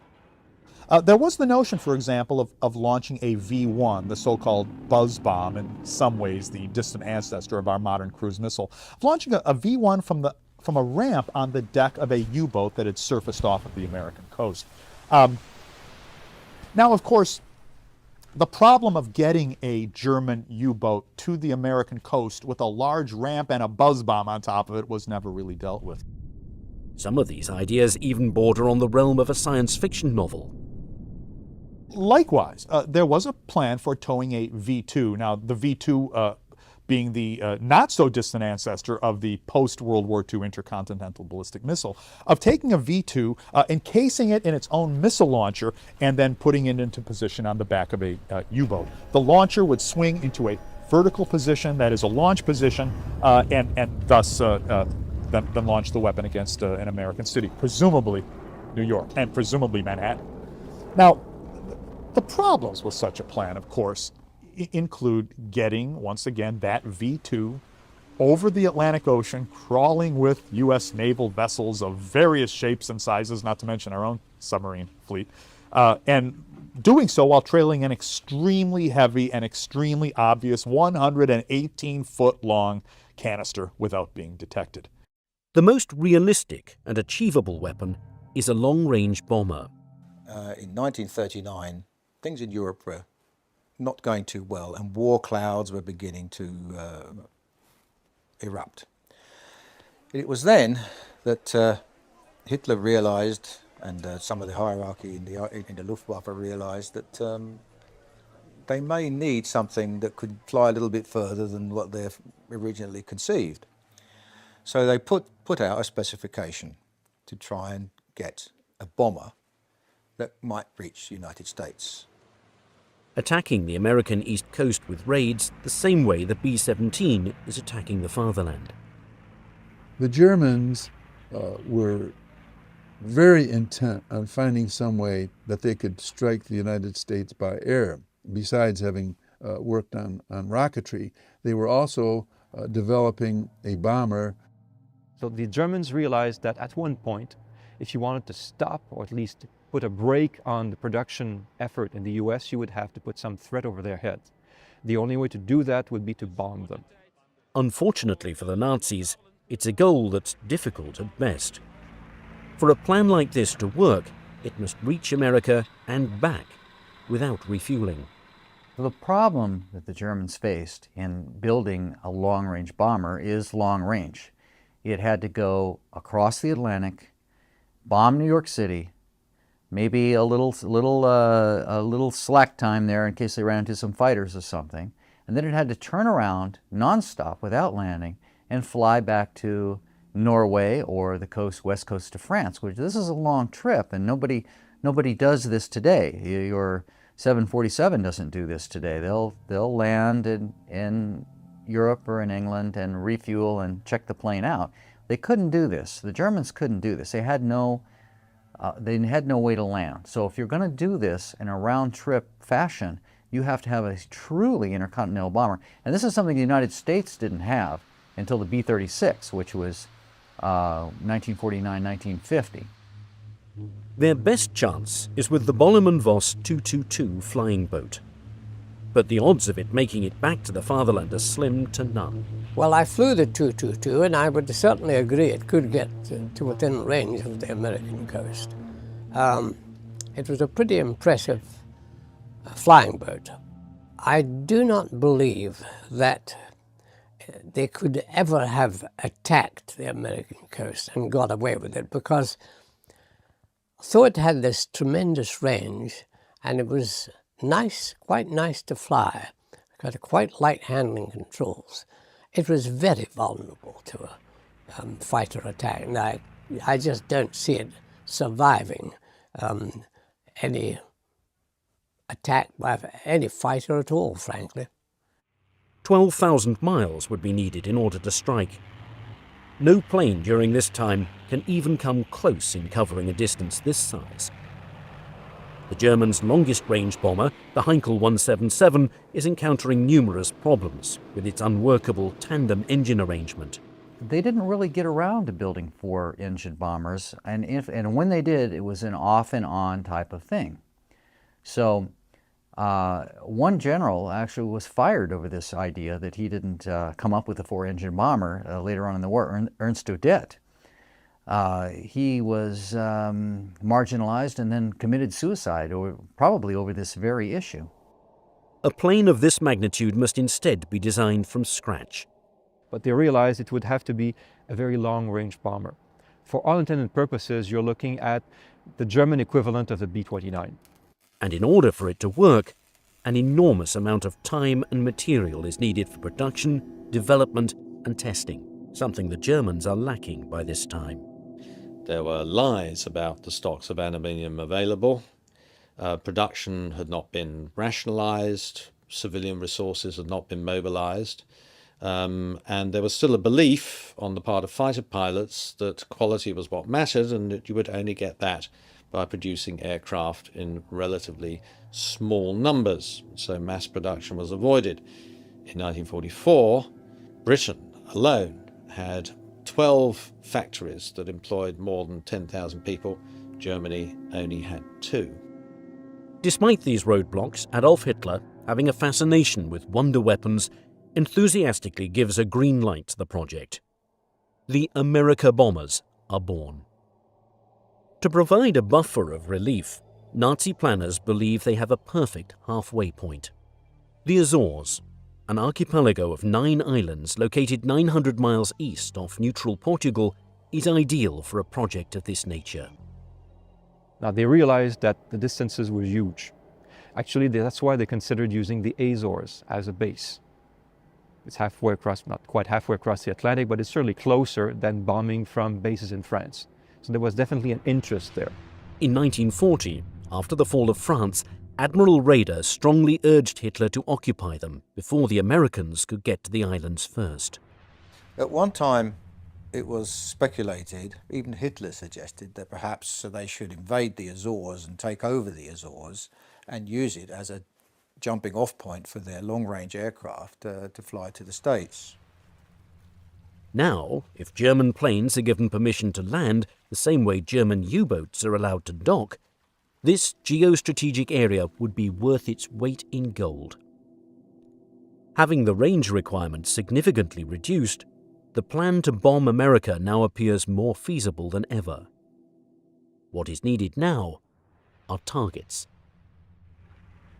In order to cripple the arsenal of democracy, these hypothetical German planes cannot just bomb indiscriminately. They instead must go right after their means of production, attacking factories that are building the planes and bombs that are ruining German cities. Prepared by the War Department in April of 1942, a 33-page document lists 21 potential targets for the Germans to attack. The Aluminum Company of America, located in Messina, New York. The Chrysler Corporation in Detroit. The Wright Aeronautical Company in Cincinnati, Ohio, and many others are the destinations for the America bombers. The targets and the takeoff are set. In looking for companies to build these super bombers, the Nazi regime goes to the very best. They came up with some designs. Of course, every builder would come up with, every aircraft manufacturer would come up with a design, and they would take a look at the designs on paper and select one. Messerschmitt, makers of the Me-109 and the 110, 2 planes that battled Spitfires and Hurricanes during the Battle of Britain. It's also the company that's working on the revolutionary Me-262, the first jet-powered aircraft. Beginning in the late 1930s, Messerschmitt begins dabbling in what is known as Secret Project P1061. Its requirements are for an aircraft capable of reaching bases in Central Africa as well as Vichy French territories. Now, the plan calls for a plane that can reach the United States, carrying a payload of 5,000 kilograms. Messerschmitt came up with an idea that got off the ground, the Messerschmitt 264, and they originally wanted something like 6 prototypes for testing. And if these were proved successful, then they were going to build a fleet of them. Awarded the contract by the German government, workers at Messerschmitt begin working on the aircraft known as the Me-264. Different versions are considered, and once the plane begins taking shape, it starts to look eerily similar to another design that's being constructed across the ocean. So by and large, there were designs. I think there was a Messerschmitt 264, which looks a little bit like a B-29. The 264 was actually quite an interesting aeroplane design. It had a circular fuselage section, which in stress terms was very, very good, because the circle has equal stress points. It was built over a long period of time, and it didn't actually fly until 1942. Originally designed with 4 BMW 801G engines, German officials hoped that a 6-engine version will be in the skies as early as the fall of 1943. However, designers are noticing that the first prototype of the aircraft has a very high wing load. This is resulting in a loss of maneuverability, an unimpressive climb rate, and in-flight instability. 2 more prototypes are to be tested, one with armaments and one that is to be fully completed. However, with the aircraft being years away from flying, alternative designs and designers are sought out. Junkers, makers of the Stuka dive bomber and the Ju-52 transport plane, present their vision of a transoceanic aircraft capable of bombing Uncle Sam. The company is highly favoured amongst top Luftwaffe officials when it's taken over by the government in 1935, following the death of its founder, Hugo Junkers. Having overseen the company's nationalisation personally, Field Marshal Erhard Milch leans towards the alternative.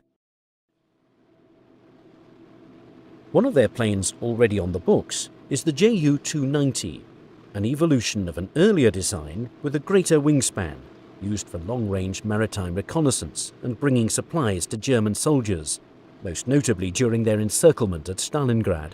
The 290 had the advantage of having a roll-on, roll-off capacity for equipment, because it had a rear door that could be dropped. And that was the big advantage. You didn't need to have trucks to load it and unload it. You could actually drive on and drive off. And that was the major advantage of the 290. The train of thought now is to just enlarge this aircraft for bombing America. The result is the Ju-390, a plane with 6 1700 horsepower engines, a wingspan of 181 feet, and a fuselage that is even longer than the American B-29.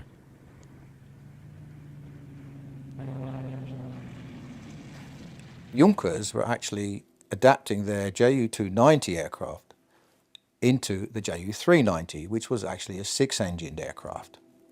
And a lot of people, especially the German Navy, thought that would be quite a nice aeroplane, and others thought that yes, it would make a very nice America bomber. The Ju-390 was a similar situation. There were 2 built that we know of. One was given to Hans Bauer, the Hitler's pilot. So it was for Hitler's use, for state use.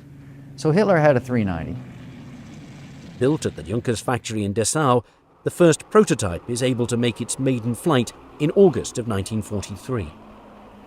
They had high hopes for this bomber, and between this and the Messerschmitt 264, it looks like that much time, or if not in total time, these were controlled by the SS. Despite its early success, the Nazi hierarchy still wants an insurance policy. On August the 11th, 1938, the nation of Germany makes history when a Focke-Wulf Condor arrives in New York City after a rigorous 24-hour flight across the Atlantic. There was still this belief in the USA that they were very safe, and isolationism was still very, very rife there, and that any kind of invasion from abroad would have been almost impossible. However, in 1938 an event occurred which changed all that. This was that on the 10th of August 1938, a Focke-Wulf 200 took off from Berlin-Staaken and flew right across the Atlantic and landed at Floyd Bennett Field in New York after a 24-hour, 59-minute flight, non-stop. This put the wind up senior military people who suddenly realised that they weren't quite as safe as they thought. Having proved itself capable of flying long distances, the aircraft goes to work during the war, providing reconnaissance for U-boat operations. The Focke-Wulf 200, it was of course the civil Condor at one stage, and then it was militarized to become the Courier. And in fact, as the Courier, it was very successful as a reconnaissance aircraft over the Atlantic. It was very heavily armed, and it had a wide range, and where it did the damage was it could operate beyond fighter range from England or from Britain. Now, the plan is to evolve the Condor the same way that the 290 is being evolved.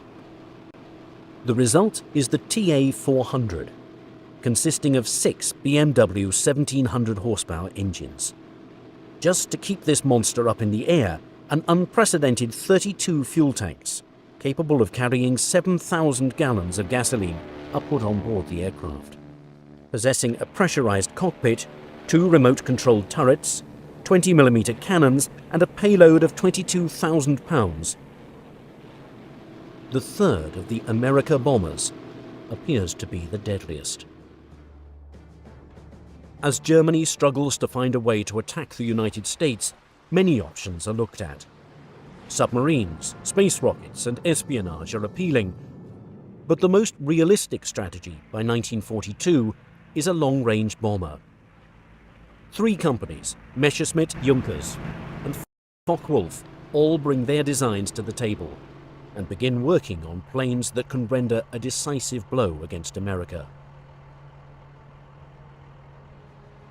Russia did not actually capitulate. And in the winter of 1941, it actually launched a counterattack in front of Moscow. And there began a phase of the war which was to last more or less till its end. It was a war of attrition, a war eventually to be on 2 fronts, precisely the war the Germans always knew they couldn't win.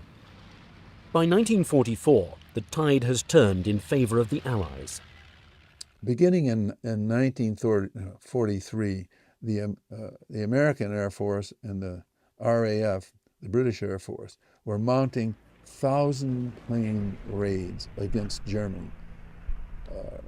By 1944, these raids were creating havoc in Germany. 3 raids against the city of Hamburg resulted in something like 50,000 German dead. The cities in Germany were being destroyed, leveled at the rate of something like 2 a month. While the principles of war remained unchanged, the use of new weapons revised the concept of war. This time, Germany was faced with a weapon that leaped over battle lines and frontiers and smashed at the ultimate enemy, the German worker, who equipped and fed the German soldier. This time, the enemy nation was physically destroyed before its defending army was defeated. But as the Allies came to rely increasingly on a strategy of strategic air power as a way of bringing Germany low, the need became pressing for some sort of escort fighter, and of course that need was met in the P-51. The P-38 was available at first, then the P-47. Neither had the range to be able to escort the bombers all the way from England to Germany and back. The P-51 was the first that could do that. So now you had bombers flying raids all the way into the heart of Germany, even as far as Berlin, being able to have a very effective fighter escort the whole way there and back. In England, Operation Overlord, the invasion of France, is being planned by both British and American generals for later that year. At D-Day, in the final planning, the head of Allied tactical aviation was asked, well, what are we going to do about the German fighters? He said there aren't going to be any German fighters so far. And he was essentially right, because they'd been wiped out by then. So, I mean, you know, it had a huge effect, I think, on the whole course of the war, of being able to bring the fight directly to the German tactical aviation forces. For a Germany in its last throes, they begin turning to the secret weapons they have invested so much time and money into as the saviors that can strike a knockout blow. The Holy Grail was a weapon of mass destruction. And they had gone the road of the nuclear, hoping to get the nuclear bomb. They had gone the road of the V1 and the V2. But they were always, as I say, searching for that Holy Grail. August of 1944, Hitler and Mussolini met in Germany. Mussolini took a train to Germany, and they had a little heart-to-heart talk. Mussolini said to Hitler, look, I've been deposed once, I've been reinstalled in northern Italy. The Allies are in Italy. The Allies are closing in, the Russians are closing in from the east. It's August of 1944, and what guarantee do I have, if I still throw in my cards with you, Adolf Hitler, that you can actually pull this war out, because it's not looking good now. And Hitler said to Mussolini in so many words, I have some wonder weapons coming. In Peenemünde, the Luftwaffe is working overtime, getting the V1 flying bomb ready to launch. And if this device fails, the revolutionary V2 rocket is going to strike the fear of God into the Allies, being the predecessor of today's intercontinental ballistic missile. The V1 and the V2 were extremely important in terms of later weapons development. The V2, of course, a single glance at it will make clear that it is the ancestor of the later ICBM, the Intercontinental Ballistic Missile.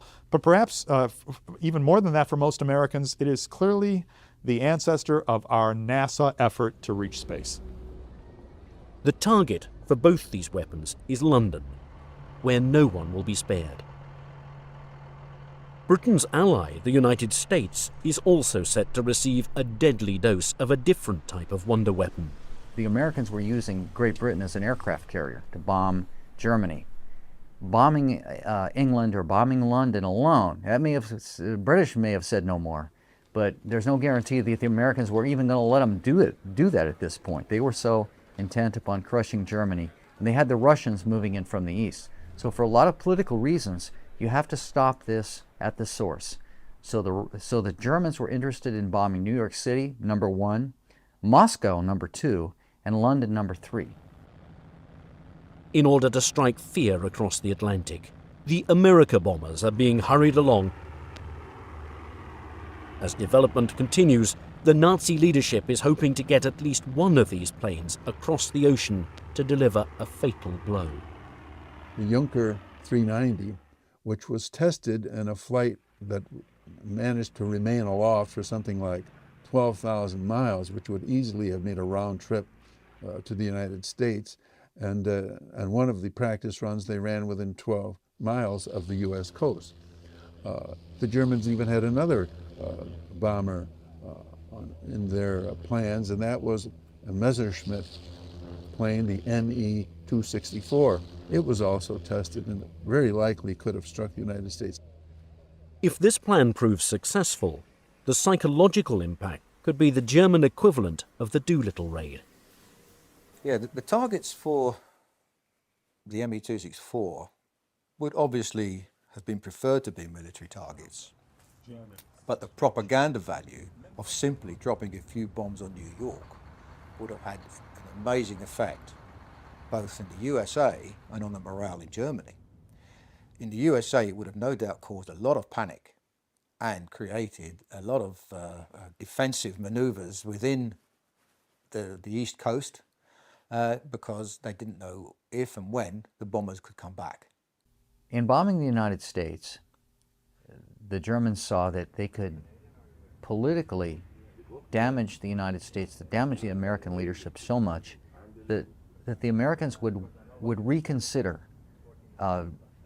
their quest for total victory. In other words, that the Germans could do a deal. The Germans could do an armistice on the Western Front and perhaps keep fighting the Soviets. They really didn't like the Soviets. The Americans and the British they didn't, that wasn't part of the bargain when they started the war. They really didn't, they looked upon us as more of a nuisance that got to festered and became a huge problem for them. So they would have always liked to just do away with us and continue fighting the Soviets. As intelligence leaks, President Franklin Roosevelt and Prime Minister Winston Churchill begin to worry about the secret weapons Germany might have in store for them. Franklin Roosevelt was very conscious of the capacity of German science. And indeed, in 1944, in December of that year, one of his agents who was posted in Turkey, which was a hotbed of international espionage, reported to him that the Germans had mastered another weapon called the V3, and that it was capable of attacking the United States.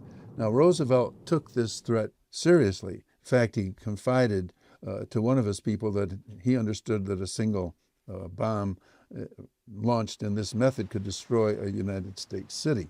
So he put the East Coast on alert when this attack presumably was going to happen. Obviously, it did not occur, but it pointed out the potential of German science. If resources are diverted, England will be softened up for the eventual launchings of the V1 and the V2.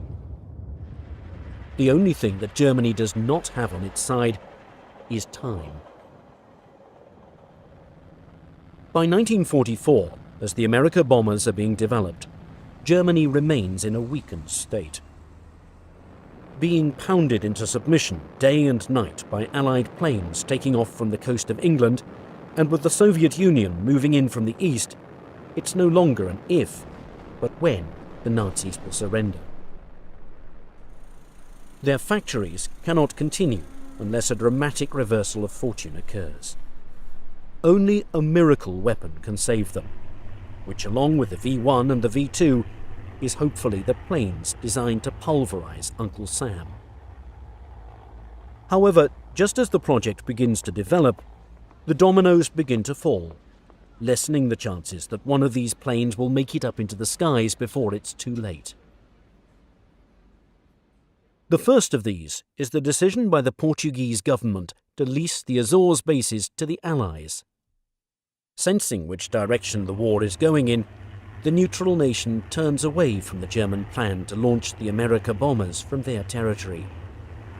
This key strategic site, where the Third Reich planned to base these planes, is now only a distant memory.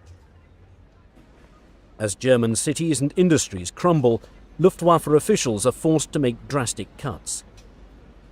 In many respects, the America bombers are typical of the hundreds of secret projects being mismanaged that become the Achilles heel of the Luftwaffe.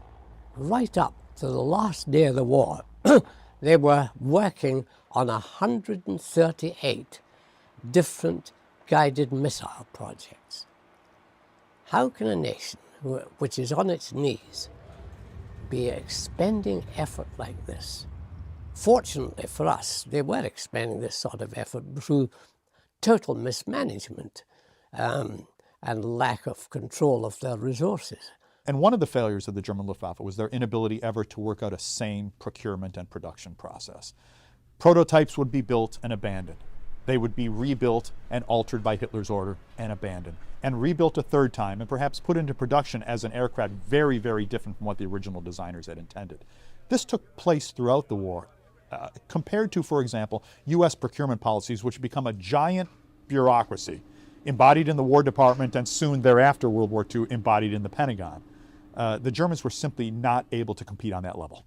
Only 3 Me-264s had actually been ordered, out of which only 1 was realized, and the other 2 were still in small parts, and nothing really serious was taking place there.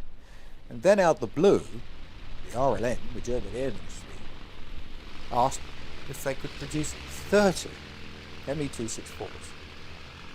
But then everybody realized that where would they build them, how would they build them, and from what would they build them?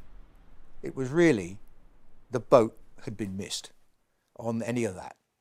The resources, the time, the crews, the ground support equipment, the bases, because you can't base aircraft of that size on a grass field. You need all the infrastructure. You have to get the bombs to the base. You have to get the fuel to the base, and not just once. You have to get the fuel coming back constantly, day after day after day. It's a huge infrastructure that the Americans, the British had to put up in Great Britain. The UK was a giant service station. It's hundreds, thousands of aircraft had to be refueled constantly. That infrastructure did not exist in occupied Europe for a large bomber force. Because sending 2 aircraft every week, what's the point? With resources strained, planes still in their design stage are now in the crosshairs. One aircraft that's on the chopping block is Focke-Wulf's TA-400. After assessing its design and noticing it requires more labour and materials than the Me-264, the decision to cancel it is made in late 1943. They investigated and then realised that to actually build it and make it fly would take so many years that it was just impractical to even consider the project as being feasible. Even as the prototype of the Ju-390 proves to be feasible, by mid-1944, all orders of that plane and the 290 are cancelled. Again, it would have taken a vast amount of space and material and everything to build. And it really, the performance of the 390 didn't come up to what was expected. So that idea didn't go any further, although the German Navy quite liked the aeroplane. Now, the only hope is with Messerschmitt. One was destroyed on the ground. The program was canceled, as all German programs were. It's a start-stop attitude. So it may have been started and stopped several times. Because of the changing situation of the war, and people had lots of ideas for strategic bombing. One day they were for it, the next day they were against it, and specifications were sort of being issued left, right and centre. Messerschmitt actually did produce a large number of projected modifications to his 264, but none of them ever came to any fruition. I mean, there were ideas to attach huge fuel tanks to the aeroplanes, which could be 600-gallon fuel tanks carried externally. Also, a 6-engine version was proposed. But all this was real pie-in-the-sky stuff, and because none of it could really be achieved at that time of the war. Things were really starting to go bad for Germany, and a lot of this stuff was just panic measures, trying to sort of clutch things out of the air, which really were just not possible. With the continued bombardment causing a severe strain on the country's resources, Erhard Milch decides to stall production of the 264 and instead focus on the 262. The priority now is defence, and the hope is that this jet fighter bomber can shoot down the flying fortresses that have been pounding them into submission.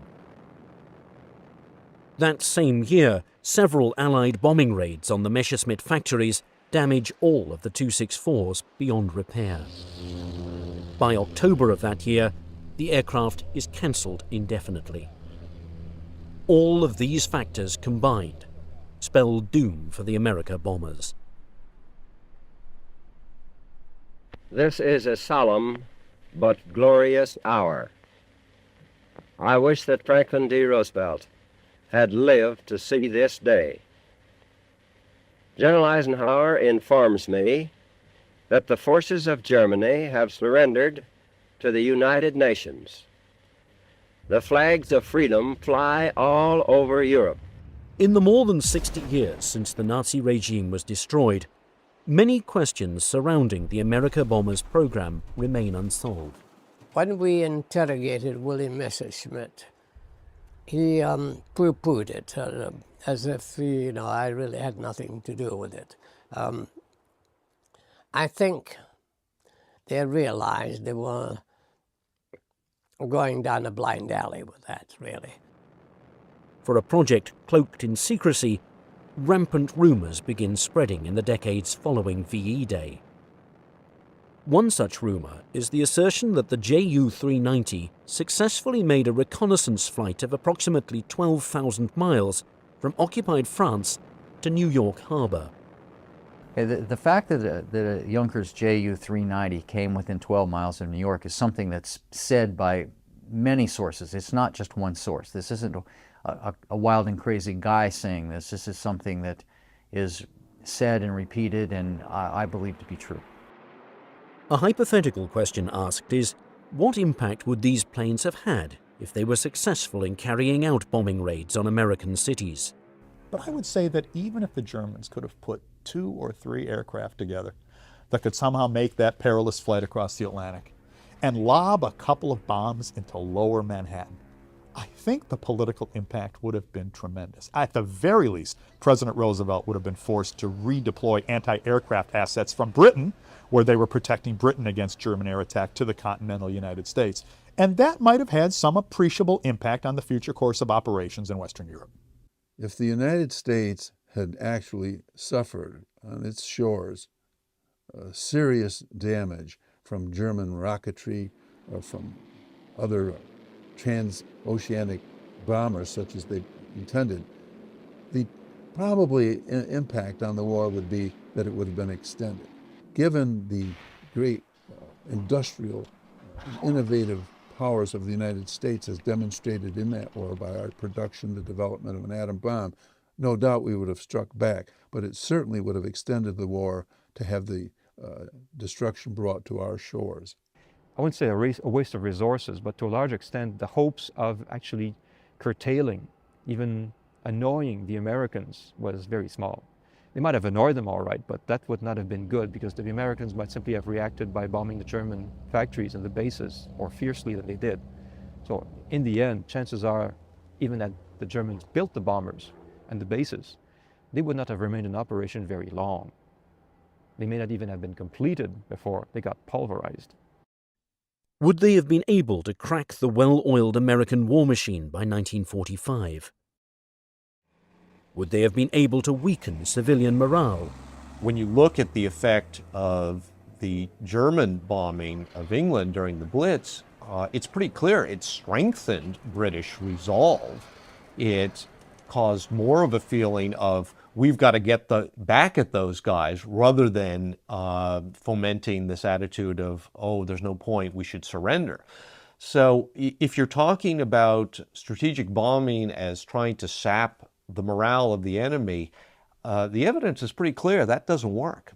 Naturally, the American people probably felt very secure having an entire ocean between ourselves and the war that was raging in Europe. What effect, let's say, on morale would have occurred had the Germans been able to strike us directly? I think it would have been very likely the parallel with London and Berlin. These places were smashed. Berlin was practically reduced to rubble by 1,000-plane raids, but people kept their chins up. They managed to take it and went on from day to day. I don't believe that the American people would have reacted anyway differently. It's very difficult for people who have not been involved in a war like that, or have not gone through the experience, to understand that war to us had become a condition which to us was no more different than the weather. It was something we had to live with. You could talk about it, you couldn't do a darn thing about it. And the fact that cities got destroyed or submarines got sunk or whatever, it was just part of war, and we took it very naturally somehow without being as dismayed as we are today when we read history. The plan to bomb America proved appealing to many in the High Command, an act of revenge against a nation that seemed impregnable.